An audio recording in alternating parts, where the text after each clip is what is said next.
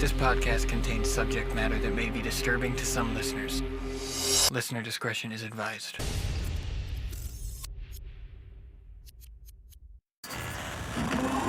For imprints one. It's time to open the door in your mind. Sit back and listen to true horror. But be careful what you allow in. Because it's time to go through the fog.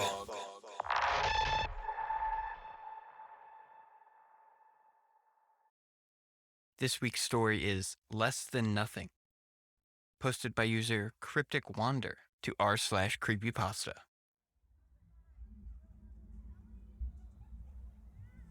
The sun set quickly across the sky, casting a blood-red hue that only fall can give.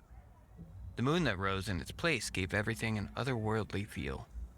Snaps of cold wind blew through the trees, shaking the dead leaves like a giant maraca.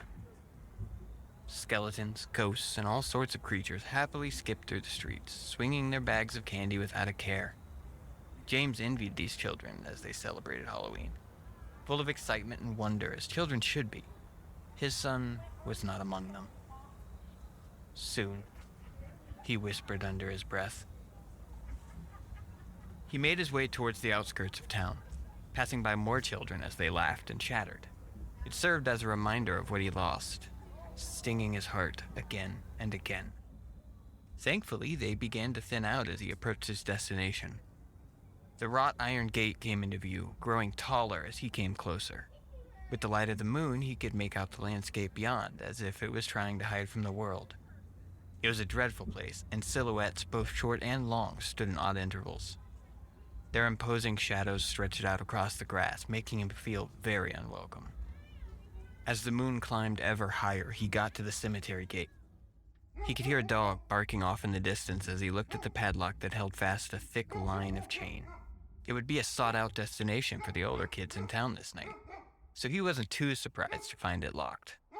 He hoped to God there wouldn't be any here tonight. He needed to be alone. Otherwise, he might not have another chance. James made his way down the sidewalk, trying to find another way in.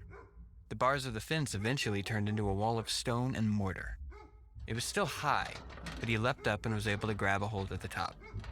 James wasn't completely out of shape, but even still he struggled to pull himself up. His feet scraped against the side and began to find purchase when he heard the exciting talking coming a ways down the road. A group of teenagers were loudly going on about their evening as they made their way towards where he was.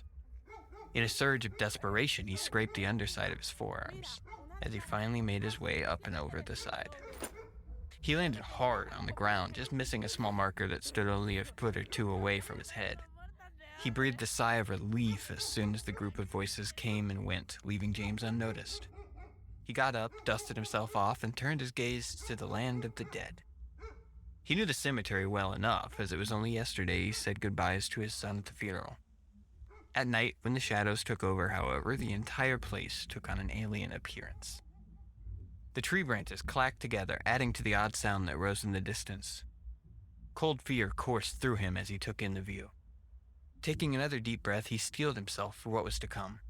He had to get this done, and nothing was going to stop him. He faced forward with his mind on his task and walked between the stones with as much confidence as he could muster. Eventually, he got his bearings when he saw the large paved road that had a shed at the turn. He made his way past and continued as the grade began to rise. Off in the distance, there came a sound, clacking from the road ahead of him that was rapidly coming closer. He didn't have a weapon of any kind, and he braced himself to kick whatever it was. Then he was surprised to find a large dog. It stopped a few feet away and gave a sad whimper. His heart nearly leapt out of his chest, and he once again composed himself. "Psst, get lost," he whispered harshly. It gave him a sideways look and walked back towards the shack. James shook his head and continued on. Nearly at the crest of the hill, he looked off to the left and saw the large stone building his son lay in. He walked over to the stone steps, slowing down to get a grip on his thoughts and feelings. It was a moment of reverence as happy memories of his boy came to mind. Those feelings then soured, and tears began to fall from his cheeks. Those thoughts turned to the ruined remains he was forced to look upon the day Nathan was found. His son walked home from school as he only lived 9 blocks away. When he never showed up, James called the police to report him missing. And it was a few days later his body was found. It was stuffed behind some bricks at a construction site outside of town. He was clearly murdered, and he was so horribly mutilated that James couldn't clearly identify him without dental records. Skin was slashed and torn, and his face had been caved in, most likely from the large chunk of bloody concrete found close by. It was a closed casket funeral, and having lost his wife to an aneurysm 5 years prior, the attendance was small. It was at the funeral that the odd man approached him. He was dressed in a large gray coat and a wide brim hat set atop a head of gray hair. He seemed to keep himself as Nathan's coffin was placed into his tomb. The entrance was sealed, and what few friends and family came began to shuffle out. Before long, it was just James and the man. James began to walk out as well, pulling out a pack of cigarettes to light one. He patted his pockets and sighed in annoyance that he had forgotten to bring a lighter. The man picked up on this and approached, handing him a book of matches. "I am truly sorry for your loss," he said. Lost in grief, James just gave a quick nod, thanked him as he sparked one of the sticks. "Always sad when a father outlives his child. But it doesn't have to be that way." "Please, I don't know who you are, but can you just leave?" replied James. "In time I shall. However, first I must insist that you hear me out. There is a way for your son to come back." James creased his eyebrows at this. Clearly the man was insane, and his nonsense was quickly getting on his nerves. I think you better just go. Who are you anyway? What possible reason could you have for being at my son's funeral?" "Why, I am a friend, Mr. Monroe. You may call me Nick. I am offering you a chance of a lifetime. Tomorrow it will be Halloween, and the veil between the living and the dead will be at its thinnest. That is the only chance you will have. The instructions are here on this card," Nick said, offering it to him between 2 gloved fingers.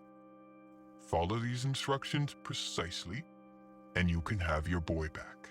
And I do mean precisely." James looked the purple card over and scoffed, letting it drop to the stone steps of the mausoleum. "Again, I urge you, do them to the letter, or things could go horribly wrong. That is all, Mr. Monroe. Good day," said the man as he tipped his hat and walked off. James picked the card up after he left. Of course it was stupid. Entertaining the idea made him even angrier. As the day went by, however, he found himself fantasizing about its success while turning it over and over. What if? He wondered. He missed Nathan terribly and would give anything to have him back. When Halloween came the following day, he felt he had no other choice. And so, here he was, standing in front of the great stone building. The door was locked as well, but the chain was snapped easily enough, as if it was no bigger than a necklace. He opened the door and almost lost his balance when he saw how dark it was inside. It was as if he had opened a void that would swallow him up like he never existed. He took a breath and stepped inside. Each footstep echoed through the place of rest. Loud enough to wake the dead, he thought. He soon made his way to the back where the light of the moon shone through the skylight above, and stood in front of the stone seal that had his son's name. After running a hand down the sand-blasted letters, he wrapped the tips of his fingers around the sides and began to pull. The sealing putty hadn't yet hardened and wouldn't for another few months. Even still, the airtight vacuum made it a slow task. His joints ached, but after a few minutes it finally gave and the seal was broken. The slab fell to the floor with a resounding shatter of stone, and he looked into the dark tomb where Nathan's coffin sat. It was heavy, but he managed to pull it out with some effort, guided it to the floor as gently as possible. After unsnapping the locks to the lid, he pulled it up, and there was the destroyed face of his son. The skin was glued back together as well as it could be. However, large amounts of bones still glistened through in the moonlight. Tears formed once more, making it difficult to read. But he looked to the card and read the instructions once more. "Place 5 candles around the body in a star fashion and light them. Anoint the head with oil. Place your hands upon the chest and recite the words." It was a hard process for him. The oil made Nathan's tattered skin come loose, and the feelings of it around his fingers made James queasy. Using the match Nick provided him, he lit the candles one after the other and cleared his throat. As he began to speak, the door out front banged against the wall and made him jump. He looked to the left, not sure what to expect, and the dog from earlier made his way up to him. "Get!" he said, giving the dog a smack to the leg. It whimpered and strolled over to the corner where it curled up and sat. The eyes of the dog on him made him feel guilty, like he was some kind of monster. He put it out of his mind and continued his morbid task. Permitto legem accipere animam filii mi nemo sit iter illum et obscurum inter faciens. The odd words rang through the empty building, and at first, nothing happened. James looked fearfully down at his son's dead body, both hoping it would and wouldn't rise. More silence filled the space, and he threw the card across the room. Disappointment and anger began to creep in. He was close to completely losing it when he heard a crackling sound. It was something like water when it rapidly froze, and then a violent explosion erupted in front of him. As if the air itself was ripped open, a blue window to somewhere else was presented. Through the window, he could make out a forest of dead-looking trees, and yes, the face of a child. It was Nathan. The air around him blew harshly as a tall figure walked in from the entrance. It was Nick from the funeral, still wearing the heavy coat and wide-brimmed hat. James couldn't see his face as he squinted. Nick's deep voice boomed out. Mr. Monroe, I must thank you for all of your work. "What is this? How do I get my son out of there?" he yelled back. His face remained hidden, but his eyes began to glow bright red like that of an electric burner. The man walked forward and bent down to stroke what remained of the boy's cheek. Once more he rose to his feet and lifted a hand to the portal. This is the gateway to purgatory. When a person dies, their soul goes here and is judged on its way to their final destination. Only a human is able to open the door. "So if I walk through there, I can get Nathan?" Presumably, yes. However, you were never opening it for yourself, and I doubt you'd survive the terrors that call it home. "What do you mean?" You should really brush up on your Latin, Mr. Monroe. What I mean is, without the guidance of God to protect you, the evil that dwells in purgatory's dark reaches will rip you apart and drag you to hell. Normally, a child his age is automatically brought to heaven's gate, and as the Bible says, I will fear no evil, for thou art with me.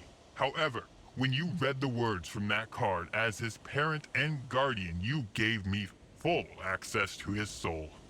"You son of a bitch! Who are you really?" He began to chuckle. The tone rapidly dipped down multiple octaves. The coat he wore burst open, and the leathery wings spread out. The hat fell to the ground as the large horns of a ram pushed out of his skull and curved. His already large body seemed to double in size, and before him stood a demon, whose appearance was straight out of a Renaissance painting. I couldn't have done it without you. I no longer have need of you, however, so you can join your son in everlasting torment. He growled. The demon made his way towards him on unnaturally long legs, and James had a thought. "Can I at least enjoy one last smoke?" he asked, pulling out his pack. The demon seemed to enjoy the triviality of it all and stopped. James lit up a match and then lit the rest of the book. The demon growled, but before he could pounce, James threw the flaming book onto his son's body, which quickly became engulfed in flames. No! It hissed, but it was too late, and the portal that was there was beginning to vanish. James was able to catch one last glimpse of his son, and the demon was on him. It crushed his body with massive fists and ripped at his flesh with sharp claws. The dog that had taken his place in the corner got up and made a beeline for the demon. Taking its forearm into its teeth, the demon threw the dog off with ease, and it landed on the other side of the portal. Blood was pouring out of James's body, but he just smiled through the pain, knowing his son would be okay. Don't look so smug, you pig. I might not be able to take him, but he still has no protection. There are many others who will happily rip him to pieces again and again. The light from his eyes faded, and James let out his final breath. Through the Fog was recorded by Haptic. Edited by Brad LeBaron, Haptic, and Kevyn Kerrivan. And produced by Flyover State Park. All stories are recorded either with the author's permission or with a Creative Commons share-alike license. If you like what we're doing, be sure to subscribe so you never miss an episode. You can find links to Haptic and Flyover at State Park's link trees down in the show notes. There you can find links to our podcast on other platforms, as well as Twitter and other social media and YouTube links. Redistribution or sale of this podcast is strictly prohibited without the express written consent of both Haptic and the story authors. Thank you for listening, and we'll talk to you next week.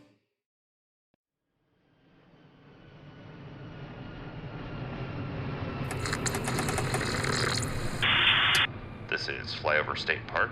You are clear to land.